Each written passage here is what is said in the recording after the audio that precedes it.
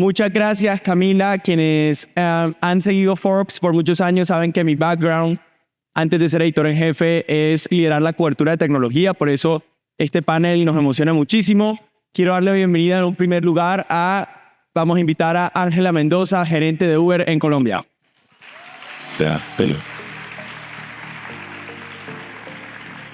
Bienvenida, Ángela. También está con nosotros Marcela Torres, quien es la gerente de Nu Colombia.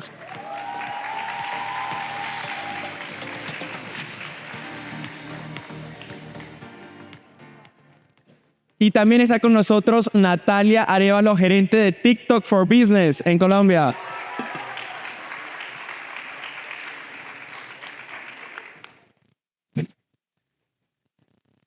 Bueno, a las tres, muchísimas gracias por acompañarnos, gracias por estar con nosotros en este foro de Mujeres Poderosas. Empiezo preguntándoles ustedes cómo empezaron sus carreras laborales y cómo terminaron trabajando en tecnología. Natalia, cuéntanos. Bueno, yo empecé en IBM, soy ingeniera industrial, empecé hace muchos años y luego trabajé en Discovery Networks durante 10 años. De ahí di un salto para OLX porque quería meterme ya en la parte un poquito más digital. Luego me devolví para Canal 1 cuando lanzamos ese tercer canal de televisión abierta nacional. De ahí salté para Google, en donde empecé una carrera tecnológica muy interesante. Y me llamaron de JCDecaux para ayudarlos en la transformación digital de toda la publicidad exterior para Colombia. Y luego me llaman de TikTok y me voy para TikTok hace un año. Nosotros abrimos la operación en Colombia de manera directa hace un año y yo manejo la región andina, Colombia, Perú y Ecuador. Un rápido pincelazo de mi carrera. Muy bien, ¿cuántos aquí usan TikTok? Bastante gente. Muy bien, muy bien. Marcela, cuéntanos cómo terminaste en tecnología. Sabemos que ahora estás en Nu, pero antes vienes de Uber. Cuéntanos cómo terminaste en el sector. Bueno, yo les cuento un poquito más atrás, pero ya acelero después. Yo arranqué mi carrera como consultora hace muchísimos años, pero con la espinita de que yo era muy privilegiada porque tuve acceso a la educación y yo quería trabajar. Yo trabajaba muchas horas en consultoría y yo quería devolverle un poquito al mundo ese privilegio, digamos, que había tenido. Y empecé con mi sueldo cuando era muy chiquita, a los 25 años, a prestarme. Iba al sur de Bogotá con un par de amigos que trabajaban conmigo y hacíamos unos créditos pequeñitos a personas que no estaban bancarizadas. Y esa experiencia me gusta contarla porque esa experiencia cambió para siempre como yo veo mi vida personal y profesional, porque fue la primera vez que yo vi el impacto que mi trabajo tenía en la vida de una persona. Después de ahí volví a consultoría. Esa fue una experiencia muy bonita que duró unos años. Fui a consultoría, estuve en McKinsey una cantidad de años, 8 años, que para los que conocen la consultoría saben que son años muy intensos. En esa época además me reproduje, tuve mis hijas y entonces trataba de ser mamá, de ser esposa, de ser consultora. Bueno, es difícil. Después ya estaba cansada y Uber me llamó. Entonces yo dije, bueno, pues, y mi mamá me dice, Marce, ¿vas a pasar de una firma tan prestigiosa como McKinsey a una empresa de taxis ilegales? Y yo, sí, mamá, sí, porque yo quiero pasar a tecnología. Entonces, ya contestando tu pregunta, pasé a Uber y Uber para mí fue una empresa súper importante porque me permitió aprender a innovar. Y yo llegué después de venir de consultoría y yo decía, oigan, ¿puede lanzar esto? Sí, láncelo. ¿Y puedo irme a otra ciudad? Sí, váyase. Y como que me decían que sí. Entonces empecé a innovar. Y fue una experiencia muy bonita y tuve la oportunidad de trabajar 5 años y tener diferentes roles. Fui gerente general para Colombia en una época muy difícil cuando la Superintendencia de Industria y Comercio cerró Uber. No sé si se acuerdan en 2020 que Uber se fue de Colombia. En ese bonito momento, no fue tan bonito, mentiras. Fue un momento súper duro, pero en ese momento tomé la operación de Colombia y ya al final era responsable por la región andina, Centroamérica y el Caribe. Y ya para terminar, después me llama Nu y yo dije, ay, yo amo Uber, no me quiero ir de Uber, pero ¿cómo le dice uno que no a Nu? Entonces empecé el proceso y aquí estoy. Y para mí estar en Nu ha sido como volver a mis orígenes de los servicios financieros y cómo pues ver ese círculo completo. Muy contenta de estar acá y muchas gracias por la invitación. Muy bien, Ángela, cuéntanos. También, como Marcela, compartes el antecedente de haber trabajado en consultoría. ¿Por qué decidiste saltar al mundo de la tecnología?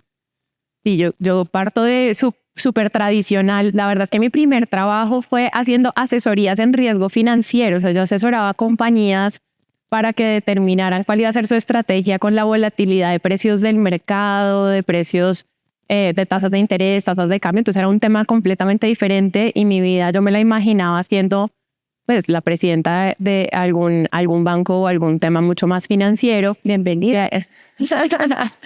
Ahí voy. Y de hecho, lo que más me gustó de ese trabajo fue realmente estar trabajando con personas y para personas, y entonces me moví a consultoría donde tenía la oportunidad de trabajar con mi equipo, con los clientes, haciendo cosas que pues eran extraordinarias para una persona de 23, 24 años, sentarse con los presidentes de todas las compañías de este país y de Latinoamérica. Realmente fue un momento que aprendí muchísimo. Y ahí lo que hice fue especializarme en temas de consumo masivo, retail y al final en tecnología, porque realmente tenía este tema de siempre estar pensando en las personas y en los usuarios finales y consumidores finales y estar siempre pues generando estrategias o iniciativas que tuvieran como pues en el centro el pensamiento de qué impacto podría llegar a tener para consumidores y para usuarios finales. Y ahí tuve la oportunidad de compartir con Marcela. Nunca trabajamos juntas, pero sí estuvimos juntas en ese proceso. Luego estuve por fuera un par de años en Nueva Zelanda, porque obviamente hay que compartir un poco la vida profesional con la personal, y mi esposo es médico y se fue para Nueva Zelanda y yo lo acompañé en el proceso, y durante ese tiempo estuve trabajando en temas de responsabilidad social para McKinsey Latinoamérica, construyendo la estrategia de responsabilidad social. Y regresando de Nueva Zelanda, ya venía yo como pensando cuáles eran los siguientes pasos, y me contactó Marcela justo y me dijo, bueno, pues acá hay un tema que sé que te encantaría, que es pues poder pensar más en usuarios. Sé que a ti te encanta todo el tema de consumidores, y yo ya había trabajado con tecnología y dije, bueno, me parece que este es un buen salto, es un buen cambio a hacer cosas mucho más directas, mucho más rápidas, y ahí terminé en tecnología. Llevo 2 años en Uber, completamente feliz. Hoy todo el mundo habla de querer ser disruptivo. La palabra disrupción está muy de moda. Para ustedes, ¿qué es la disrupción y cómo la viven en su día a día, Natalia?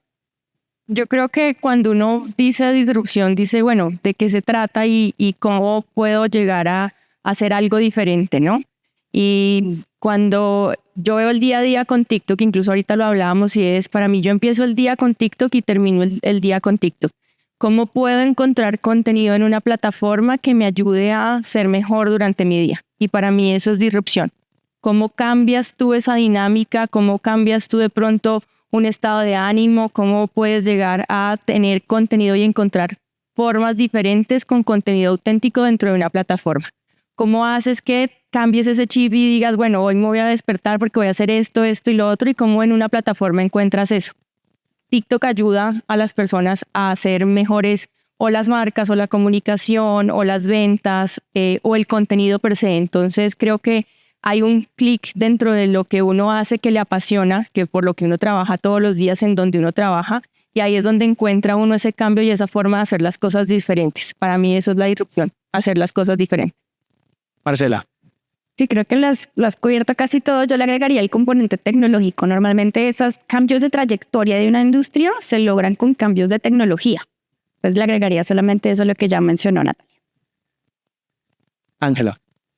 Y yo creo que es cambio y transformación pura, y yo creo que parte de preguntarse realmente cuáles son las necesidades de las personas. Y ahorita Natalia decía, ¿no?, la necesidad de relajarse o la necesidad. Yo creo que parte de esa pregunta de cuál es la necesidad y si hay alguna manera de hacer las cosas diferentes para que las personas puedan cubrir su necesidad de una manera completamente diferente. Yo creo que en el caso de Uber, pues pensar que hace 10 años íbamos a estar con una aplicación y tocando un botoncito para que nos llegara un vehículo a la puerta de nuestras casas era completamente impensable, ¿no? Entonces creo que, como decía Marcela, a través de la tecnología logramos hacer esa disrupción pues muchísimo más rápida, y que permite que realmente nuestra cotidianidad pues se acelere y tenga un cambio completamente a lo que veníamos haciendo hace muchísimos años. Las tres hacen parte hoy de compañías que están liderando conversación en el mundo alrededor de la innovación. ¿Cómo se lideran entornos de trabajo en los que se permite la toma de riesgos y la experimentación? Natalia. Lo que tú dices, José, estas compañías tecnológicas están muy en el poder del cambio, ¿no? Y del cambio rápido. Realmente cuando nosotros sacamos un producto, lo sacamos en alfa, luego lo ponemos en beta y luego mandamos para el mercado general. Entonces yo creo que esa forma de poderlo testear de una manera inmediata y de poder tomar esos riesgos y esa decisión de sirvió o no sirvió, creo que eso es lo que hace hoy que las compañías sean un poco diferentes.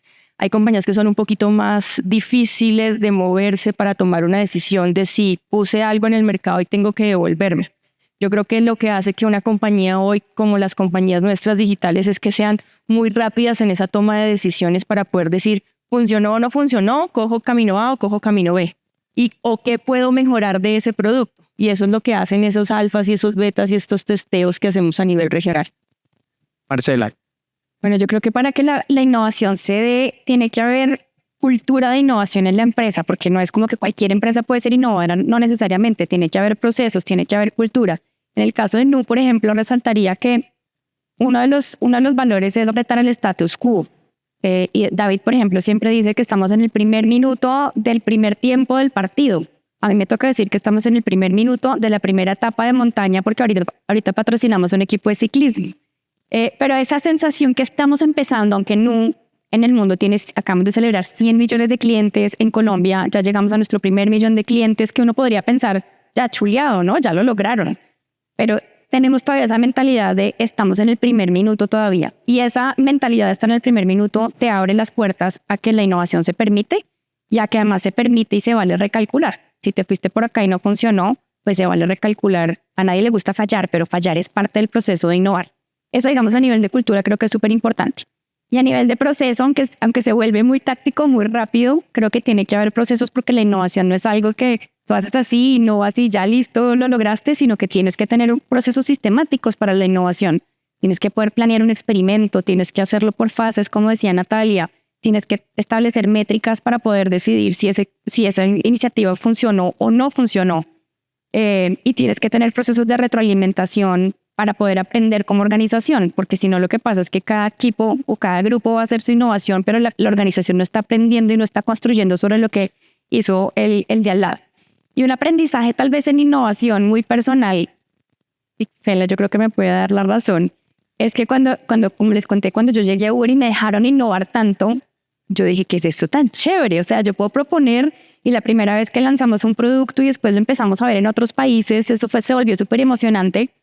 Y yo dije, pues innovemos y generemos esos procesos de innovación. Pero lo que me pasó a mí personalmente, ya mirándolo en retrospectiva, es que yo quería innovar todo el día. Entonces creo que como aprendizaje en innovación hay que balancear eso que lo va a hacer a uno relevante en el futuro con lo que te hace relevante hoy. Porque tener demasiado foco en el futuro, pues estás descuidando lo de hoy, y balancear eso creo que es muy importante para las organizaciones de tecnología, sin duda, porque pues no, Uber generó disrupción en transporte, no está generando disrupción en la banca, pero eso no quiere decir que no haya otro disruptor que vaya a llegar. Entonces tienes que apostar en la innovación, pero sin descuidar el hoy. Ese sería mi aprendizaje muy, muy personal, porque creo que yo lo sufrí y mis equipos también lo sufrieron. Ángela, en la mayoría de organizaciones, tanto en el sector privado como en el sector público, la gente viene con la mentalidad de que no se pueden tomar riesgos, que no tienen permiso para hacer eso. ¿Cómo se lidera un equipo en el que se les permite tomar riesgos y experimentar? Y yo creo que hay un tema súper importante, bueno, en el caso pues, de nosotros especialmente, pues Uber realmente es un innovador y está de la mano de la experimentación. Yo creo que hay que crear una cultura. Yo creo que lo primero que yo diría es hay que tener claridad del objetivo que se tiene, ¿no? Entonces, se tiene un objetivo y se tiene el potencial impacto que se puede tener, ¿no? Para poder cumplir ese objetivo. Eso es el tema número uno, darle claridad a las personas de que a través de la experimentación, la innovación, podemos llegar a cumplir el objetivo que tenemos como compañía, ya sea en el corto o en el largo plazo. Yo creo que lo segundo es darles la claridad de que experimentamos para aprender. Experimentamos e innovamos pues para aprender, y estamos listos para que a partir de esos alfas, de esos betas que vamos sacando, realmente estamos desaprendiendo para poder refinar. Y yo creo que el último, que para mí es el más importante, es nos sentimos cómodos fracasando. O sea, hay que darle comodidad al equipo de saber que el aprendizaje puede ser que la solución no sirvió. Esa no es la solución y estamos dispuestos a cerrar la opción, a pagarle el experimento que estamos haciendo. Y yo creo que darles esa tranquilidad de que estamos aprendiendo. Obviamente la idea es que todo sea súper exitoso, pero también estamos experimentando pues para saber si funciona o no. Y eso da la tranquilidad de que estamos en pilotos, en espacios mucho más seguros para probar cosas y que si no sirven, estamos ok con recular y salir de donde estamos y que vamos a estar bien. Yo creo que es darles esa tranquilidad al equipo, pero sobre todo este tema que yo creo que es el más importante en el liderazgo de la innovación de los equipos es, yo creo que innovar por innovar, como decía Marce, no es el fin, es realmente tener ese objetivo y tener, digamos, un potencial importante para que valga la pena el esfuerzo que tiene que llevar el equipo para poder hacer estos experimentos que sean pues realmente data driven y que podamos conseguir objetivos. La cultura de una empresa son esas creencias o esos valores formales o informales que guían las acciones de los empleados y que por ende también los llevan a tener un desempeño. Natalia, ¿qué te gusta de la cultura de TikTok? Nosotros tenemos una cultura que se llama los Byte Styles. Y Marcelo decía ahorita tenemos el Always Day One, siempre pensar en el día uno. Grow Together, y es cómo hacemos que el otro crezca a la medida que uno crece. Y yo creo que estos dos son lo más importante que tiene TikTok. Porque cuando uno piensa siempre que está en el primer día, ese Always Day One, hace que todo vuelva a empezar y a empezar de cero, pero empezar chévere, empezar bien, empezar con entusiasmo. ¿Cómo lo hago de una mejor manera? Aprendiendo lo que ya hice en el pasado. Y el Grow Together yo creo que es cómo crecemos siempre juntos y ayudamos al otro, al del lado, y cómo podemos generar más y generarlo mejor. Marcela. Este reloj me tiene nerviosísimo. Se nos está acabando el tiempo muy rápido. No, mira. Bueno. ¿Cuál era la pregunta? Estamos hablando de la cultura empresarial. Mentira. Mira, lo que a mí más me ha impresionado de llegar a Nu, yo llevo varios años ya en tecnología, lo que más me ha impresionado de llegar a Nu es que el tema de que estar centrado en el cliente es muy importante y de verdad se vive mucho. Uno de nuestros valores es queremos que nuestros clientes nos amen fanáticamente. Y hablar de amor fanático en el sector financiero es hasta raro, ¿no? Pero si ustedes vieran los mensajes que nos llegan de nuestros clientes de servicio al cliente, es impresionante. Es como amo Nu, amo mi moradita, son los mejores, ¿no? Son unos mensajes que no se ven normalmente en el sector financiero. Y eso es porque hemos puesto el cliente en el centro de todo lo que hacemos de verdad. Eso se traduce, por ejemplo, en la manera como desarrollamos producto. Nosotros no tomamos un producto financiero del mercado y lo hacemos un poquitico mejor. Así no funciona. Nosotros hacemos investigaciones de las necesidades y los dolores de los clientes y con base en eso diseñamos productos que son fundamentalmente diferentes y mejores. Y eso es lo que creo que ha sido el éxito de Nu, de tener esos productos y ese servicio al cliente que son muy centrados en el consumidor. Y lo otro es lo de retar el status quo, que ya lo había mencionado, que es el otro valor que resalto por eso, porque estar en el primer día cuando tienes 100 millones de clientes no es fácil. Y trabajar con David Vélez, que es nuestro CEO y fundador, ha sido fantástico porque yo venía talladita de Uber, ¿no? En Uber íbamos como rápido, pero aquí es como, ¿y por qué no más grande? ¿Y por qué no mejor? ¿Y por qué no más rápido? ¿Y por qué no en otro lado? Es como, ya voy, ¿no? Ya voy rápido. Entonces, ese mundo de posibilidades que se pintan desde la cultura, para mí han sido muy impresionantes de ver en este nuevo reto que tengo a cargo. Ángela.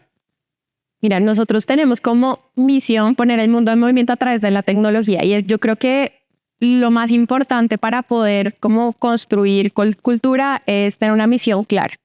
Después de eso tenemos una serie de valores, pero yo creo que hay tres con los que me identifico muchísimo y el primero es que nosotros tenemos mentalidad de ganador. Nosotros trabajamos duro, somos resilientes, hacemos todo lo que tengamos que hacer con ese gran esfuerzo para lograr cumplir con nuestra misión de poner al mundo en movimiento a través de la tecnología. Entonces, ese es el número uno. El número dos es que realmente a nosotros nos importa. Dice, we're built with heart y we care. Como que realmente nos importa y nosotros nos ponemos en los zapatos de las diferentes personas para poder construir mejores experiencias, poder construir mejores opciones para las personas, tanto para los arrendadores como para los usuarios. Y a mí siempre me preguntan que si yo tengo en Uber una experiencia exclusiva que me permite tener que el vehículo llegue más rápido. No, no la tengo. Yo me pongo en los zapatos todos los días y lo sufro cuando está demorado también. Entonces creo que eso nos permite también construir muy fuerte una cultura donde estamos pensando en el consumidor y cómo puede el usuario final estar disfrutando de la tecnología. Y el tercero, que para mí yo creo que cada vez es mucho más fuerte dentro de la organización, es que creemos que las mentes brillantes no piensan de la misma manera. Entonces promovemos muchísimo la diversidad de pensamiento, la diversidad, porque al final sabemos que nuestra plataforma, nuestros usuarios y nuestros arrendadores son diversos y esa diversidad nos permite llegar a ser mucho más cercanos a esos usuarios finales. Muy bien, a Natalia, a Marcela y a Ángela, muchísimas gracias por acompañarnos. Además,